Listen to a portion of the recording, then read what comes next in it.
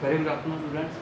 तो आज हम लोग डिस्कस करेंगे आफ्टर वैल्यूएशन ऑफ गुडविल या after treatment of goodwill at the time of reconsideration of partnership form partnership.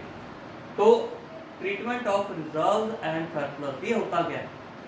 देखो, जब पुरानी पार्टनरशिप डीड फर्म चल रही है तो ऑब्वियसली उन्होंने हर साल अपने प्रॉफिट्स में से कुछ पैसा निकाल के रिजर्व में डाला होता ही है ना। जैसे जनरल रिजर्व है, अभी नई चीज़ आप सीखोगे, वर्तमान कंपोजिशन रिजर्व है, इन्वेस्टमेंट फ्लक्चुएशन रिजर्व है। मैं थोड़ा थोड़ा इसको ब्रीफ में आपको बताता जाऊँ। और सरप्लस भी होता है, जैसे इस साल का प्रॉफिट है जो रखा हुआ है, अब उसका क्या करें?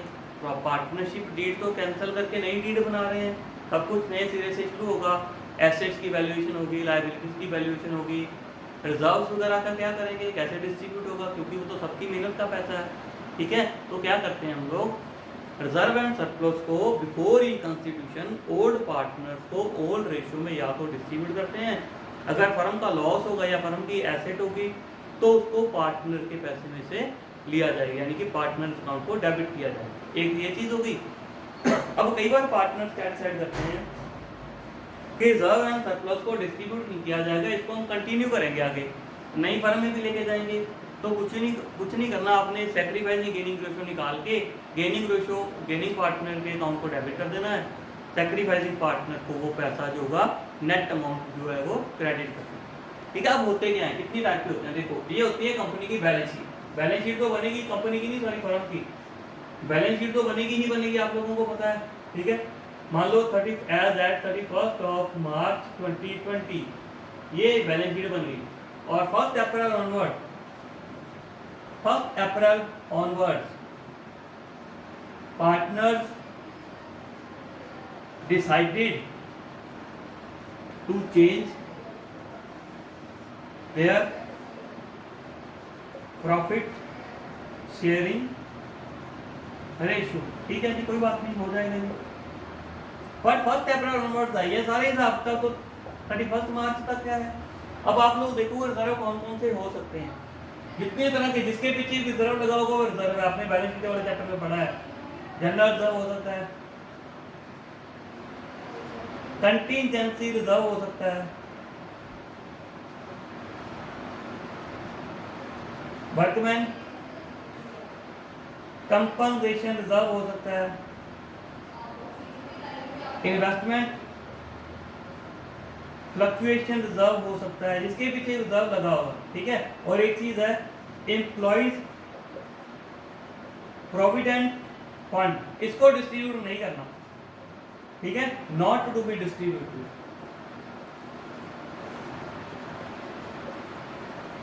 अब क्यों नहीं डिस्ट्रीब्यूट करना? क्योंकि पार्टनर्स का पैसा थोड़ी है ये तो एम्प्लॉइज का पैसा है। एम्प्लॉइज का पैसा पार्टनर्स कैसे डिस्ट्रीब्यूट कर सकते हैं? ठीक है, मोर ओवर जब एक एम्प्लॉय एक फर्म को छोड़कर दूसरी फर्म में जाता है तो इसका एक अकाउंट नंबर होता है। ठीक है, ईपीएफ का एक अकाउंट नंबर होता है, वो ट्रांसफर हो जाता है, उसको जरूरत नहीं है कि अगर वो जॉब छोड़ रहा है तो उसको पैसे निकालने पड़ेंगे। ये वाला अकाउंट जो है वो नए एम्प्लॉयर के पास ट्रांसफर कर देता है, इसका पैसा सेफ रहता है। राइट, तो इसको डिस्ट्रीब्यूट नहीं करना। एक हो सकता है प्रॉफिट एंड लॉस, जिसको हम बोलते हैं सरप्लस। ये क्रेडिट बैलेंस हो गया, क्योंकि लायबिलिटी साइड पड़ा है, और लायबिलिटीज जो होती है आपको पता ही है क्रेडिट होती है, सारे के सारे रिजर्व लायबिलिटी साइड पड़े होते हैं। और एसेट साइड भी कुछ पड़ा हो सकता है, तो एक दो आइटम ही होती है, एक तो प्रॉफिट एंड लॉस होता है। डेबिट ऑब्वियसली लॉस है फर्म का, एसेट है फर्म की, लॉस भी एसेट भी है, प्रॉफिट एंड लॉस का डेबिट बैलेंस लॉस होता है। और एसेट कैसे हुई? क्योंकि इस पैसे को पार्टनर से वो रिकवर करेंगे, क्योंकि लायबिलिटी होती है अनलिमिटेड। अगर प्रॉफिट डिस्ट्रीब्यूट होंगे तो लॉसेस भी हैं जो पार्टनर से रिकवर किए जाएंगे। एक होते हैं deferred revenue expenses. Deferred revenue expenses आपको ऐसा नहीं लिखा आएगा, आपको आएगा मान लो एडवर्टाइजमेंट सस्पेंस अकाउंट। तो आपको याद रखने की जरूरत नहीं है, जो एसेट साइड पर पड़ा है पार्टनर्स का अकाउंट डेबिट किया जाएगा, और जो लायबिलिटी साइड पड़ा है पार्टनर्स के अकाउंट को क्रेडिट किया जाएगा, क्योंकि वो फर्म की लायबिलिटी है।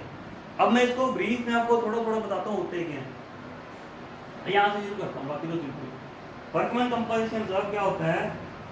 हर कंपनी, हर फर्म जहाँ पे एम्प्लॉयज जॉब करते हैं उनके लिए वो कंटीजेंसीज के लिए कुछ पैसा साइड पर रखते हैं, कि इन केस काम करते करते एम्प्लॉय के साथ कुछ मिस हैपनिंग हो जाए, उसको चोट लग जाए, उसको डॉक्टर के पास लेके जाना पड़ा, ठीक है, तो वो वाला पैसा कौन खर्चेगा? वो पैसा इस फंड में से खर्चा जाएगा जिसको बोलते हैं वर्कमैन कंपनसेशन, वर्कमैन का कंपनसेशन, मुआवजा, वर्कमैन कंपनसेशन रिजर्व। ये हो गया जी। एक होती है इन्वेस्टमेंट फ्लक्चुएशन रिजर्व। ये क्या होता है? एक होती है बुक वैल्यू, एक होती है मार्केट वैल्यू किसी भी इन्वेस्टमेंट की, राइट। तो बुक वैल्यू और मार्केट वैल्यू को आपस में मैच करने के लिए, जैसे बुक वैल्यू आपके पास 10,000 है, उसकी मार्केट वैल्यू रहेगी 8,000, तो 2,000 जो कम हो गया उसको कवर करने के लिए एक रिजर्व क्रिएट किया जाता है जिसको बोलते हैं investment fluctuation reserve. Employ provident fund मैंने आपको बता दिया। और प्रॉफिट एंड लॉस क्या होता है? प्रॉफिट एंड लॉस होता है इस साल का सरप्लस जो फर्म के पास पड़ा है, जो पार्टनर्स को डिस्ट्रीब्यूट किया जाएगा। अब इसमें से 2-3 चीज़ें हैं, जैसे वर्कमैन कंपनसेशन रिजर्व है, इन्वेस्टमेंट फ्लक्चुएशन रिजर्व है। इन 2 चीज़ों की मैं बात करूंगा डिटेल में, बाकी बहुत सिंपल, राइट। देखो बात हम सीधी करेंगे, ज़्यादा घुमा फिरा के बात नहीं करेंगे।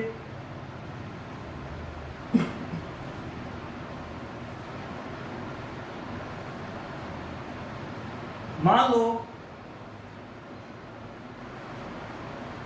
फर्म के पास 2-3 केस लूंगा। मान लो फॉर एग्जांपल दिया है जी वर्कमैन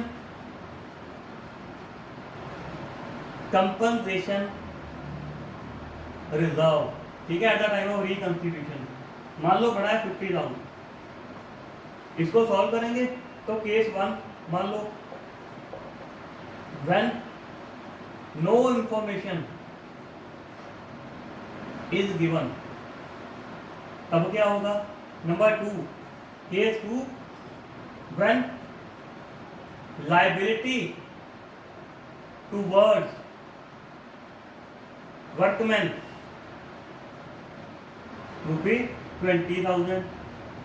और तीसरा case when liability towards workman ₹60,000। ठीक है जी, 3 केस हैं जी, इसको आप नोट डाउन कर लेना, बिल्कुल ध्यान से देखना, बहुत सिंपल कंसेप्ट है। ये तब होंगे सारे कुछ जब उन्होंने कहा है जी वर्क जो जितने भी रिजर्व एंड सरप्लस है उनको बिफोर रिकंस्टिट्यूशन हम खत्म करें, राइट। तो पहला केस कोई भी इंफॉर्मेशन नहीं गिवन है, तो सीधा जितना पैसा पड़ा है वर्कमैन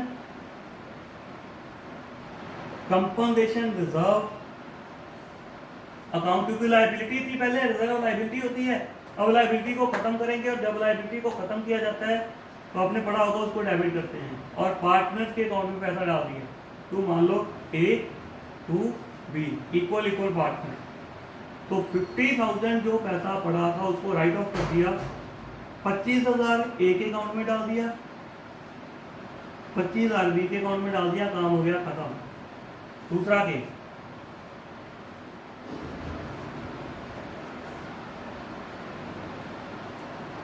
50,000 पड़ा है लेकिन लाइबिलिटी भी है, लाइबिलिटी कितनी है? 20,000, तो खर्च करना पड़ेगा, कुछ नहीं होता। तो वर्कमैन कंपनसेशन रिजर्व डेबिट 50,000 पड़ा है हमारा, इसमें से लाइबिलिटी कितनी है? टू लाइबिलिटी टूवर्ड्स वर्कमैन या वर्कमैन कंपनसेशन अकाउंट, जो मर्जी लिख लो, कोई नहीं पड़ता। वर्कमैन कंपनसेशन अकाउंट कितनी लायबिलिटी बढ़ गई? 20,000 की, ठीक है। लायबिलिटी टुवर्ड्स वर्कमैन, या ज्यादा एक्यूरेट आप लिखोगे वर्कमैन कंपनसेशन अकाउंट 20,000 देना पड़ेगा। बाकी कितना बचा? 50,000 में से 20,000 कम हो गया, to A to B half half, यानी कि 50,000 में से 20,000 की लायबिलिटी है, बाकी बचा 30,000, तो पार्टनर्स को डिस्ट्रीब्यूट हो जाएगा 15,000, क्योंकि हाफ है, और 15,000, ठीक है। ये नोट डाउन कर लो आप लोग। और तीसरे केस में क्या हो रहा है यहाँ पे डिस्कस करेंगे, workman compensation reserve account debit 50,000, लेकिन पंगा पड़ गया। पंगा क्या पड़ा? पैसा तो हमारे पास 50,000 है, लेकिन जो पैसा देना पड़ेगा वो देना है 60,000, 10,000 रुपये कम पड़ रहे हैं। अब आप लोग क्या करोगे, ऑब्वियसली आपको पता है अगर हम पार्टनर्स के अकाउंट में पैसा फालतू क्रेडिट कर रहे हैं तो मजबूरी के टाइम पे वो पैसा देंगे भी। लेकिन यहाँ पे एक बात ध्यान में रखनी है, आप डायरेक्ट पार्टनर्स का अकाउंट डेबिट नहीं कर सकते क्योंकि लाइबिलिटी बढ़ रही है। और एक अलग से नेक्स्ट टॉपिक में आएगा रीवैल्यूएशन अकाउंट। जब एसेट्स या लाइबिलिटीज़ की वैल्यू में चेंज होता है, लाइबिलिटी बढ़ती है या लाइबिलिटी कम होती है, एसेट बढ़ती है या एसेट कम होती है, वो एक रीवैल्यूएशन अकाउंट में जाएगी। तो यहाँ से 10,000 रुपये हम रीवैल्यूएशन अकाउंट में डेबिट करेंगे। रीवैल्यूएशन अकाउंट को डेबिट किया जाएगा 10,000 से और वर्कमैन को पैसा दे दिया जाएगा, वर्कमैन कंपनसेशन अकाउंट 60,000। लेकिन जो रीवैल्यूएशन अकाउंट है उसको 10,000 से डेबिट किया था हमने, उसको भी खत्म करना है। तो इसके साथ एंट्री नंबर 1, इसी के साथ सेकंड एंट्री में आएगी ए अकाउंट डेबिट। बात वही है लेकिन घुमा फिर आगे है, टू रीवैल्यूएशन अकाउंट। 10,000 से रीवैल्यूएशन को डेबिट किया था, 10,000 से इसको क्रेडिट कर दिया, 5,000 ये देगा, 5,000 ये देगा। बात वही है, मैंने आपको पहले बताया था पैसा पार्टनर ही देंगे, लेकिन डायरेक्ट पार्टनर से हम लोग पैसा नहीं उठा सकते क्योंकि लाइबिलिटी बढ़ रही है। और जब लाइबिलिटी बढ़ती है तो एक अलग कंसेप्ट चलता है जिसको बोलते हैं रीवैल्यूएशन अकाउंट। इसके अलावा कोई भी केस आपका नहीं बनता। ये हो गया रीवैल्यूएशन वर्कमैन कंपनसेशन रिजर्व। अगली बात करेंगे हम लोग इन्वेस्टमेंट फ्लक्चुएशन रिजर्व की। मैं अब केस 1 डिस्कस नहीं करूंगा, ठीक है, क्योंकि वो तो सेम ही है, डिस्ट्रीब्यूट हो जाएगा। केस 2 भी डिस्कस नहीं करूंगा क्योंकि वो भी सेम है।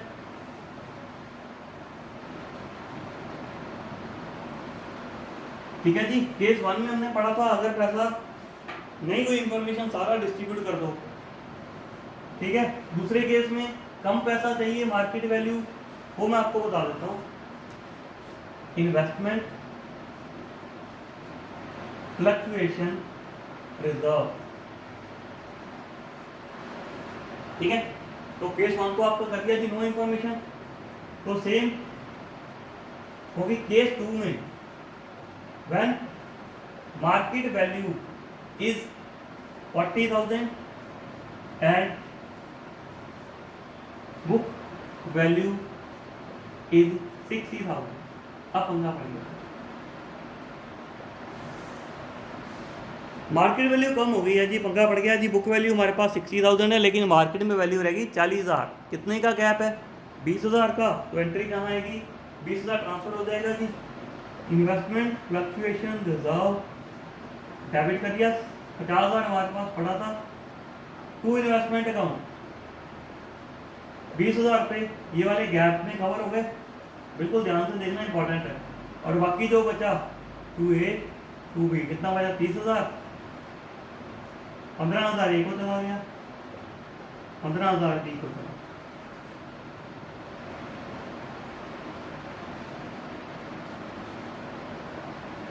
सिंपल सा लॉजिक हो गया। जब बराबर होगी वैल्यू तो ज़रूरत नहीं पड़ेगी, सारा का सारा पैसा डिस्ट्रीब्यूट हो जाएगा। जब कोई इंफॉर्मेशन नहीं थी तो भी डिस्ट्रीब्यूट हो जाएगा। लेकिन अगला case important, third case very very very important, when market value 70,000 book value 60,000, ठीक है जी। मार्केट में वैल्यू की 70,000, बढ़िया हो गया जी, हमारी इन्वेस्टमेंट की वैल्यू बढ़ गई है, ठीक है। लेकिन बुक वैल्यू 60,000 है, गैप अभी 10,000 का ही है, लेकिन अभी हमें लॉस नहीं हो रहा, हमें गेन हो रहा है। तो क्या करेंगे, जितना रिजर्व पड़ा है पहले number 1 investment fluctuation reserve debit, जरूरत नहीं है 50,000 की, 2A 2B, ठीक है जी। दूसरे केस में इन्वेस्टमेंट की वैल्यू बढ़ गई है, जहां पे जैसे लायबिलिटी बढ़ी थी अब बढ़ गई है, तो रिवैल्यूएशन अकाउंट को हम क्रेडिट करेंगे, investment account debit to, obviously पैसा पार्टनर्स को ही जाएगा लेकिन वो पे जाएगा। इन्वेस्टमेंट की वैल्यू बढ़ गई, एसेट बढ़ गई, और आपको रूल पता है जब भी एसेट बढ़ती है तो डेबिट होती है अकॉर्डिंग टू मॉडर्न रूल, पर जाएगी रिवैल्यूएशन अकाउंट में। 10,000 रुपये जो गैप है वो एसेट बढ़ गई अकॉर्डिंग टू रूल्स, आपको +1 के रूल याद होंगे।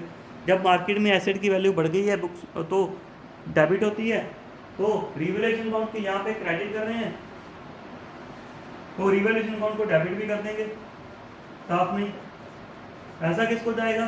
पार्टनर्स को। पार्टनर्स के अकाउंट क्रेडिट हो जाएंगे 5,000 5,000। ये वेरी वेरी इंपॉर्टेंट, ठीक है। बात वही है, पैसे फालतू पैसा लॉस हो रहा है तो पार्टनर्स पैसा देंगे, प्रॉफिट हो रहा है गेन हो रहा है तो पार्टनर्स के पैसा जाएगा पास, लेकिन घूम के जाएगा, डायरेक्ट नहीं जाएगा, क्योंकि एक अलग अकाउंट मेंटेन किया जाता है जिसको बोलते हैं रिवैल्यूएशन अकाउंट। वो मैं आपको अगले टॉपिक में बताऊंगा रिवैल्यूएशन अकाउंट क्या होता है। यहाँ पे आपको लिए सिंपल सा लॉजिक समझना ज़रूरी है। तो ये था जब वो बोलेगा जी रिजर्व एंड सरप्लस को हम लोग ख़त्म करेंगे, ठीक है। तो एक वो भी बता देता हूँ आपको, प्रॉफिट एंड लॉस का डेबिट बैलेंस पड़ा है। मान लो प्रॉफिट एंड लॉस का डेबिट बैलेंस है, फटाफट से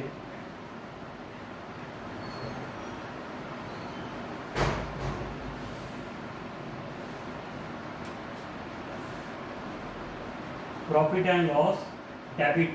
डेबिट कब होगा? जब एसेट साइड पड़ा होगा 10,000, वो फर्म की एसेट है। जब फर्म की एसेट है तो पार्टनर्स पैसा देंगे, तो ए डेबिट, बी डेबिट टू 5,000 ये देगा, या जितनी भी रेशियो गिवन होगी, हम 1/2 ले रहे हैं तो उसको 1/2 से ही लेंगे, ठीक है। ये लॉस हो गया। जो एसेट साइड पड़ा होगा पार्टनर्स के अकाउंट डेबिट होंगे, जो लायबिलिटी साइड पड़ा होगा पार्टनर्स के अकाउंट क्रेडिट होंगे। अब नहीं की, जब पार्टनर बोलेंगे कि प्रॉफिट एंड लॉस को डिस्ट्रीब्यूट नहीं करना, और reserves and surplus is important, reserves not to B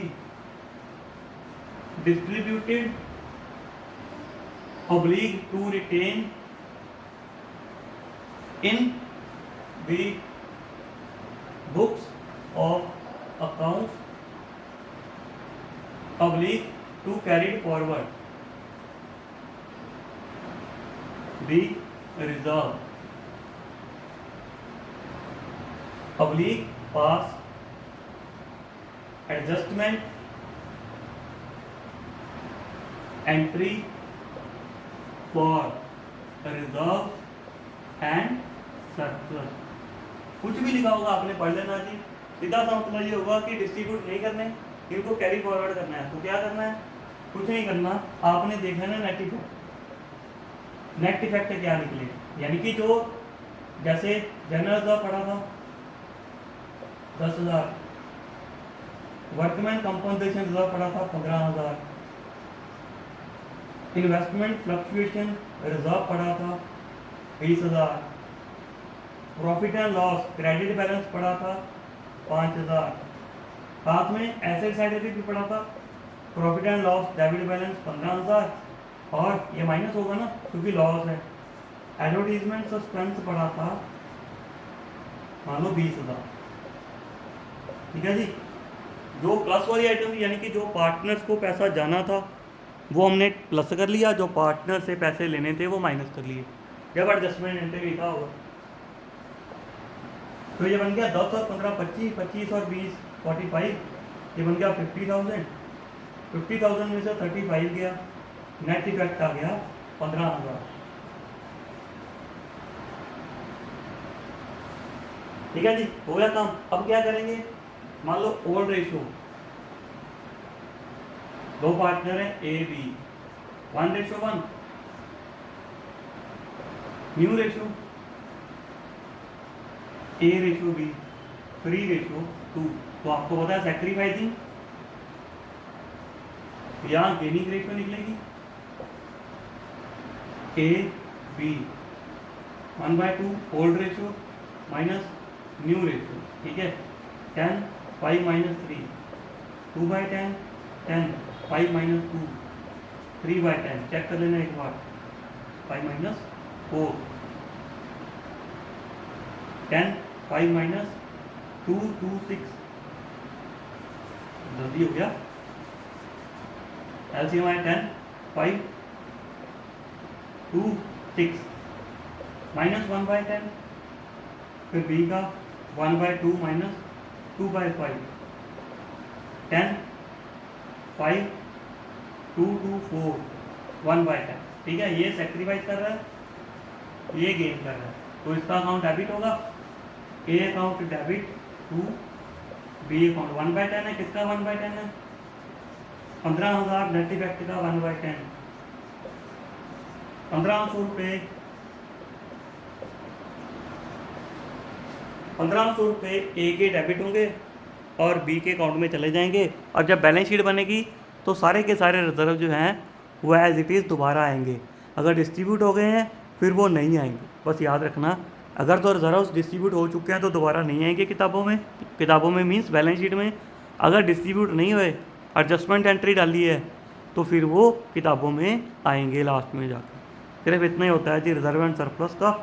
इसको ध्यान से देखना, जो भी नहीं समझ आएगा मेरे को आप लोग दोबारा पूछ लेना। ठीक है, मैं क्वेश्चन आपको सेंड करता हूँ। Thank you.